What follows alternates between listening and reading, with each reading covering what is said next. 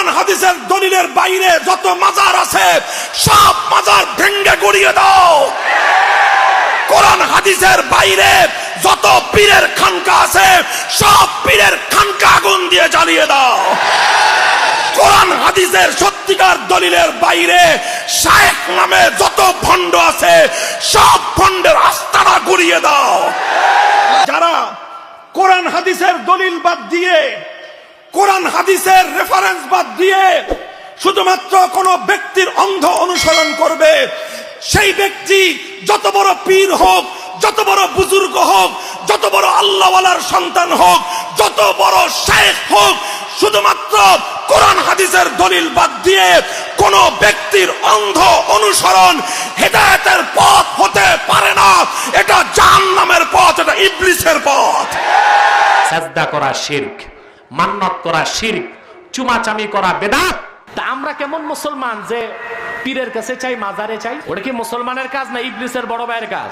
পীরের কাছে যাবেন দোয়া নিতে, সোহবত নিতে, দিন শিখতে, কিছু চাইতে নয়। আল্লাহর ওলির মাজারে যাবেন জিয়ারত করতে, বরকত নিতে, তাবাজ্জু নিতে। মাজারে মান্নত করা শিরক, মাজারে সাজদা করা শিরক, মাজার ধুয়ে পানি খাওয়া বেদাত। এই সব বেদাতি কাজ মুসলমান করতে পারে না, এটা মুশরিকের কাজ, ঠিক কিনা বলেন? ওয়ালা নুশরিকা বিহি শাইআ, আল্লাহর সাথে আমরা কাউকে শরীক করব না। কোন পীর, কোন মাজার, কোন বাজার, কোন পাথর, কোন সৌধ, কোন মিনার, কোন প্রতিমা, কোন ভাস্কর্য, কোন ব্যক্তি বা বস্তুর সাথে আমার আল্লাহ রাব্বুল আলামিনকে শরীক করা যাবে না। আপনারা করেন?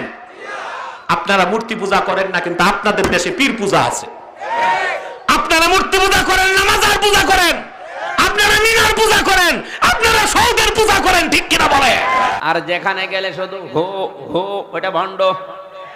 কারণ হো হো বলে কোনো জিকির নেই। এই কথা বলেন না কেন? এরা নাকি থানাতে, টিওন অফিসে, এসপি অফিসে আমার নামে চিঠি দিয়েছে যে আমরা আল্লাহর ওলি, আমরা পীর, আমাদের নামে উনি বলে। আরে আপনি কিসের পীর? আপনার দরবারেতে কোরআন থাকবে।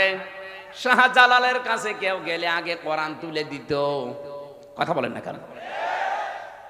এই যে শাহ মাকদুম এখানে যিনি পতাশিয়া এসে পতা পুঁতেছিলেন, ইট নাকি গেড়েছিলেন, ওনার জীবনী পড়ে দেখেছে। আমি জানতাম না যে এই জেলায় সেটা। ওনার কাছে কেউ গেলে উনি কোরআন আগে তুলে দিত, এই নেন, এইটা পড়লে আল্লাহকে পেয়ে যাবেন। তরিকতের দোহাই দিয়া, তরিকতের দোহাই দিয়া।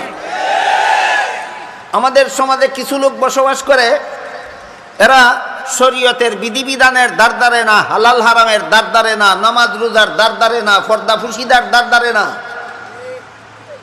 মাজারে মাজারে উরুস করে, মাজারে মাজারে উরুস করে।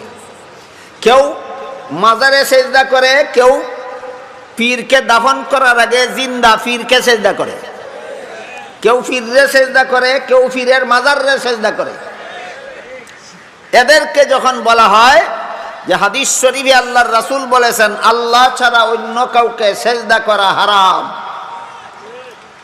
রাসূলের এই কথা শুনেছেন আরো কোনোদিন? আল্লাহ ছাড়া আর কাউকে সেজদা করা হারাম, এটা আপনাদের রাসূল বলেছেন। কে বলেছেন? আমার একা রাসূল না, আপনাদের সকলের? আপনাদের সকলের রাসূল বলেছেন আল্লাহ ছাড়া আর কাউকে সেজদা করা হারাম। এই রাসূলের এই কথাটা আমরা যখন আপনাদেরকে শোনাই, ওই ভণ্ড পীরের মুরিদানেরা প্রশ্ন পাঠাইয়া দেয় আমাদের কাছে, মৌলবীরে গিয়ে জিজ্ঞাসা করো ফিরিস্তারা যে আদমকে সেজদা করেছিল সেটা হালাল ছিল না হারাম ছিল? এই প্রশ্ন মৌলবীর বিরুদ্ধে গেল না নবীর বিরুদ্ধে গেল? নবী খাজার নামে মাজার করে দেখায় যারা খাজার শান, দিনে করে ভণ্ডামি আর রাত্রে মারে গাজাই টান। দাড়ি টুপি নাই কো তাহার আছে শুধু চুল, সুন্নতের খবর নাই সে আশিকে রাসূল। মাজারে সারা বেলা চলে শুধু গাজার মেলা, মাজারে সারা বেলা চলে শুধু মদের মেলা। আমল সব ধ্বংস হবে, থাকবে না তাদের ঈমান। দিনে করে ভণ্ডামি আর রাত্রে মারে গাজাই টান, দিনে করে ভণ্ডামি আর রাত্রে মারে গাজাই টান। দাড়ি টুপির নাই কো খবর, পর্দার খবর নাই, মুরিদেরা সিজদা করে ভণ্ড পীরের পায়। জোরে কোন ঠিক না বেটে? ভণ্ড বাবার মুরিদ যারা তারা হবে সর্বহারা, ঠিক না বেটি? বন্ডের মরিদ যারা, দেওয়ানবাগের মরিদ যারা, তারা হবে সর্বহারা।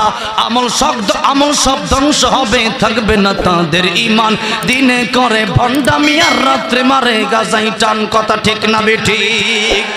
ও মুসলমান।